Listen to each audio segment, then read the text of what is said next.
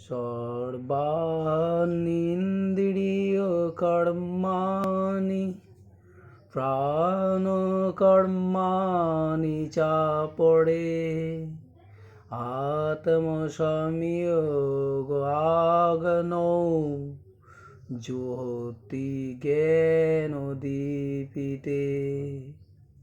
অর্থ: কেউ কেউ ইন্দ্রিয় কর্ম প্রাণকর্ম সমূহকে জ্ঞানোপদীপ্ত আত্মসংযমরূপ অগ্নিতে আহুতি দিয়ে থাকেন। ভাবার্থ: সমাধিতে চিত্তবৃত্তি নিরোধ করে যোগী ইন্দ্রিয় এবং প্রাণের ক্রিয়াগুলি সমাধি যোগরূপ অগ্নিতে আহুতি দেন। অর্থাৎ যোগী মন ও বুদ্ধিসহ ইন্দ্রিয় এবং প্রাণের ক্রিয়া সকল রুদ্ধ করে সমাধিতে স্থিত থাকেন। সমাধিকালে প্রাণ ও ইন্দ্রিয় আর কোনো প্রকার চাঞ্চল্য থাকতে পারে না।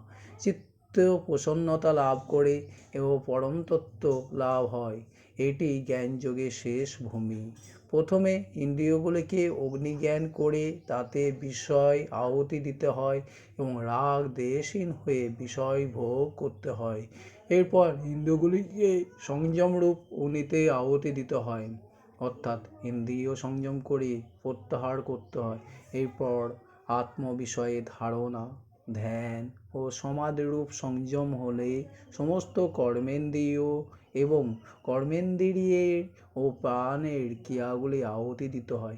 এটি হলো ব্রহ্মাগ্নিতে আত্মাহুতি প্রদান।